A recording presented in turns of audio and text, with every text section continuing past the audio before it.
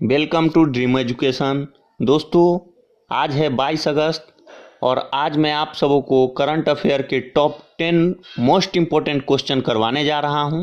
So video को शुरू से अंत तक देखिएगा दोस्तों, और साथ में इससे जुड़े सभी मोस्ट इम्पोर्टेंट पॉइंटों को डिस्कस भी करते चलूँगा। सो आप लोग इसे नोट डाउन करते रहिएगा, ठीक है। और हाँ दोस्तों, हमारे चैनल को सपोर्ट करने के लिए लाइक और सब्सक्राइब ज़रूर करें, ठीक है। टाइम को वेस्ट ना करते हुए चलिए चलते हैं आज के पहले प्रश्न की ओर। देखते हैं पहला प्रश्न कौन सा है। हाल ही में किसने श्रम ब्यूरो का आधिकारिक लोगो का अनावरण किया है? तो इसका सही उत्तर हो जाएगा दोस्तों ऑप्शन बी, संतोष गंगवार ने श्रम ब्यूरो के आधिकारिक लोगो का अनावरण किया है। अब बात कर लेते हैं दोस्तों, संतोष गंगवार कौन है। तो दोस्तों, संतोष गंगवार श्रम ब्यूरो के राज्य मंत्री हैं, ठीक है। अब बात करते हैं इससे जुड़े पॉइंटों के बारे में। यह लोगो दोस्तों श्रम ब्यूरो के तीनों लक्षणों यानी कि सटीकता, वैधता, विश्वसनीयता को दर्शाता है, जिसके लिए ब्यूरो प्रयासरत है, ठीक है।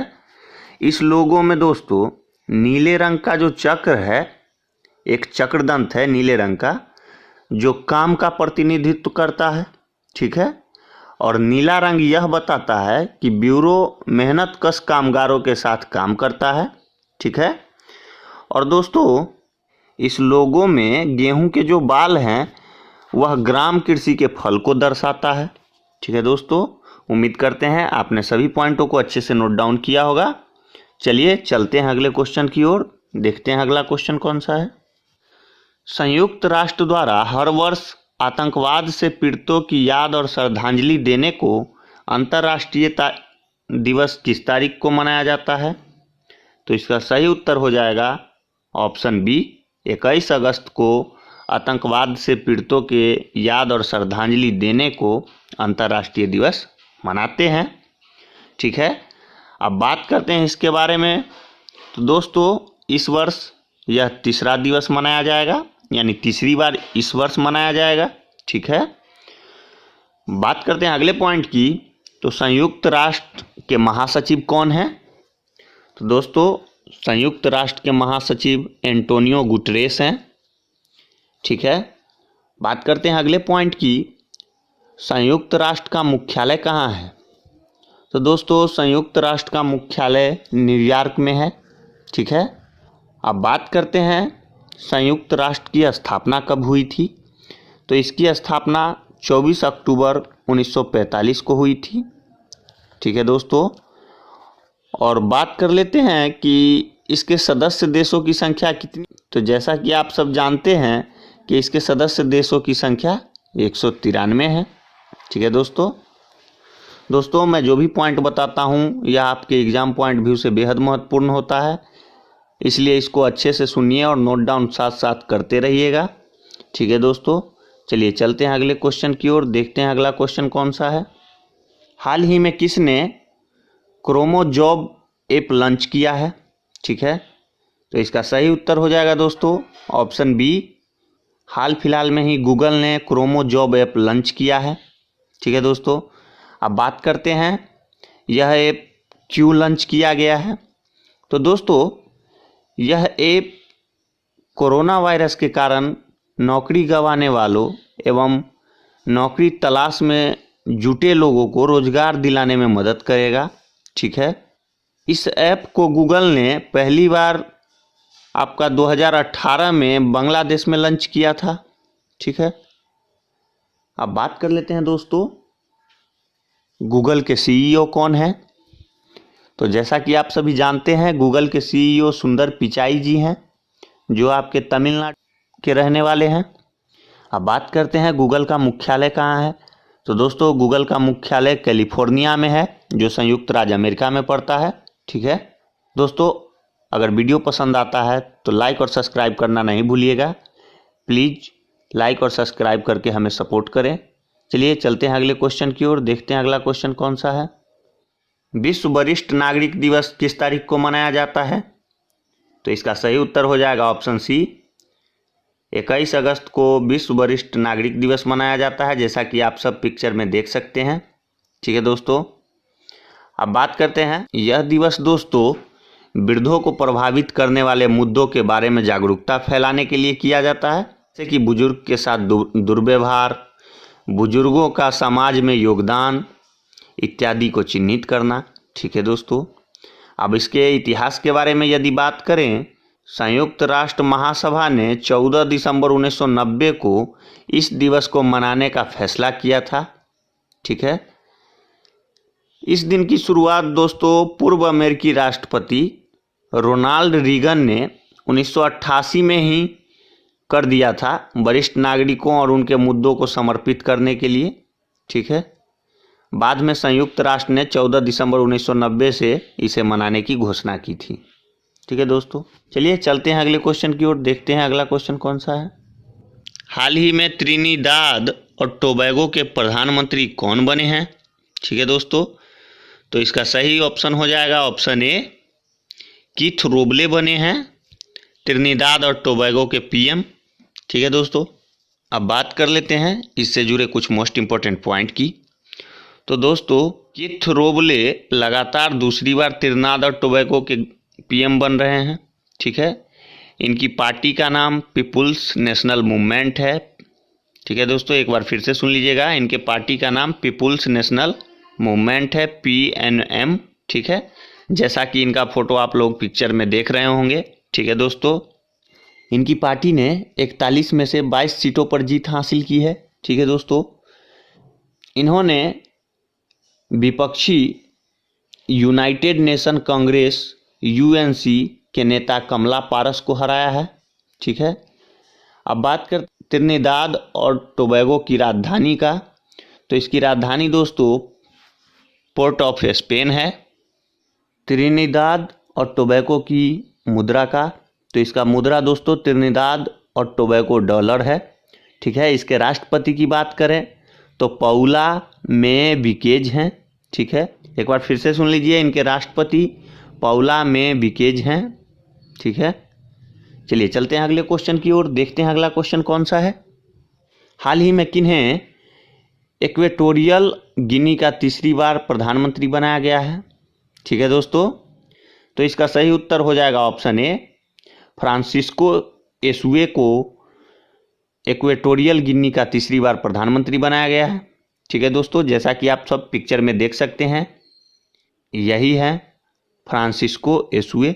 ठीक है दोस्तों, पिक्चर लगाने का मेरा मोटिव ये है, पिक्चर देखने के बाद हमारे मेमोरी में जो भी क्वेश्चन होते हैं वो अच्छे से सेट हो जाते हैं। इसलिए आप लोग अच्छे से पिक्चर को देखिए और हमारी बातों को ध्यान से सुनिएगा, आपको सभी के सभी क्वेश्चन यहीं पे याद हो जाएंगे। ठीक है दोस्तों, चलिए बात करते हैं इससे जुड़े कुछ मोस्ट इंपॉर्टेंट पॉइंट की। तो दोस्तों फ्रांसिस्को एसुए पहली बार 23 जून 2016 को पीएम बने थे। ठीक है। अब बात कर लेते हैं इक्वेटोरियल गिनी के राष्ट्रपति की। तो यहाँ के राष्ट्रपति का नाम दोस्तों तेओडोरो ओबियंग है। ठीक है, एक बार फिर से सुन लीजिएगा, यहाँ के राष्ट्रपति का नाम तेओडोरो ओबियंग है। बात करते हैं इक्वेटोरियल गिनी की राजधानी की, तो इसका राजधानी दोस्तों मलाबो है। ठीक है, यहाँ के मुद्रा का नाम मध्य अफ्रीकी फ्रैंक है। ठीक है दोस्तों, उम्मीद करते हैं आपने सभी पॉइंटों को अच्छे से नोट डाउन किया होगा। चलिए चलते हैं अगले क्वेश्चन की ओर, देखते हैं आज का अगला प्रश्न कौन सा है। हाल ही में कोविड-19 से जुड़ा द कोरोना फाइटर्स गेम किसने लॉन्च किया है? ठीक है दोस्तों, तो इसका सही उत्तर हो जाएगा ऑप्शन सी, डॉक्टर हर्षवर्धन। ठीक है दोस्तों, डॉक्टर हर्षवर्धन ने अभी हाल फिलहाल में ही the corona fighter game launch किया है। अब बात कर लेते हैं कि दोस्तों डॉक्टर हर्षवर्धन हैं कौन। तो ये भारत के केंद्रीय परिवार और स्वास्थ्य कल्याण मंत्री हैं। ठीक है, यानी अभी हमारे भारत के स्वास्थ्य मंत्री डॉक्टर हर्षवर्धन हैं।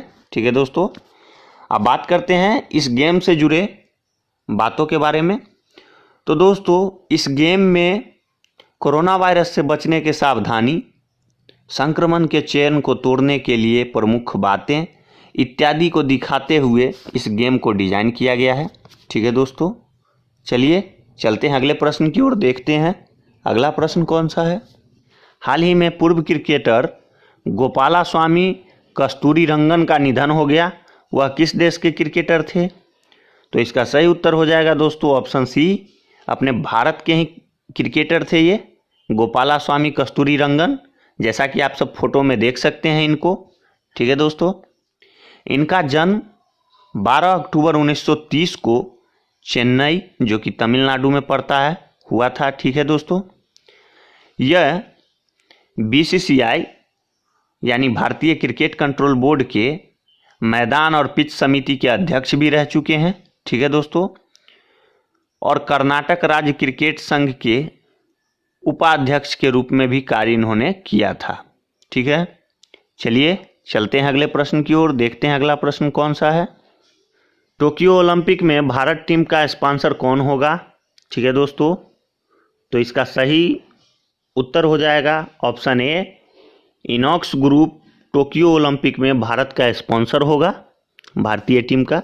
ठीक है दोस्तों, जैसा कि आप सब पिक्चर में देख सकते हैं, दोनों ने आपस में समझौता किया है। ठीक है, अब बात करते हैं भारतीय ओलंपिक संघ और इनॉक्स ग्रुप ने टोक्यो ओलंपिक में भारतीय टीम को सपोर्ट करने के लिए यह समझौता किया है। ठीक है दोस्तों, अब बात करते हैं दोस्तों टोक्यो ओलंपिक का आयोजन कब से कब होगा। तो यह पॉइंट दोस्तों आपके एग्जाम पॉइंट व्यू से बेहद महत्वपूर्ण है, इसको आप अच्छे से नोट डाउन कर लीजिएगा। दोस्तों टोक्यो ओलंपिक का आयोजन 23 जुलाई से 8 अगस्त 2021 तक रहेगा। ठीक है, अब बात करते हैं इनॉक्स ग्रुप के बारे में। तो दोस्तों इनॉक्स ग्रुप मेडिकल उपकरण, इंडस्ट्रियल गैस, क्रायोजेनिक उपकरण इत्यादि बनाती है। ठीक है दोस्तों, चलिए चलते हैं आज के अगले प्रश्न की ओर, देखते हैं अगला प्रश्न कौन सा है। हाल ही में स्वच्छता सर्वेक्षण रिपोर्ट में 1 लाख से ऊपर आबादी वाले शहर की सूची में टॉप पर कौन है? तो दोस्तों इसका सही उत्तर हो जाएगा ऑप्शन बी, लगातार तीसरी बार इंदौर ने इसमें टॉप रैंक हासिल किया है।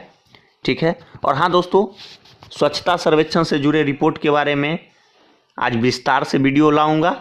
ठीक है, उसमें सभी क्वेश्चन के बारे में बताऊंगा, क्या कैसे कौन कहाँ। ठीक है, इसलिए उसको देखना नहीं भूलिएगा। अब बात कर लेते हैं दोस्तों इससे जुड़े कुछ मोस्ट इम्पोर्टेंट पॉइंट की। तो दोस्तों इस सर्वेक्षण की शुरुआत प्रधानमंत्री नरेंद्र मोदी जी ने 2016 में किया था। ठीक है, और 2016 के टॉपर शहर की बात कर लें तो 2016 में मैसूर ने टॉप किया था। ठीक है, अब बात करते हैं कि मध्य प्रदेश की राजधानी कहाँ है। तो दोस्तों जैसा कि आप सभी जानते हैं मध्य प्रदेश की राजधानी भोपाल है। और मध्य प्रदेश के CM कौन हैं? तो इसके CM शिवराज सिंह चौहान हैं। ठीक है, मध्य प्रदेश के राज्यपाल आनंदीबेन पटेल हैं। ठीक है दोस्तों, तो दोस्तों कैसा लगा आज का यह वीडियो कमेंट करके ज़रूर बताइएगा। और अगर हमारे चैनल को अभी तक आपने लाइक सब्सक्राइब नहीं किया है तो प्लीज़ लाइक एंड सब्सक्राइब कर लीजिएगा। ठीक है, चलिए चलते हैं, आज के लिए इतना ही। Thanks for watching.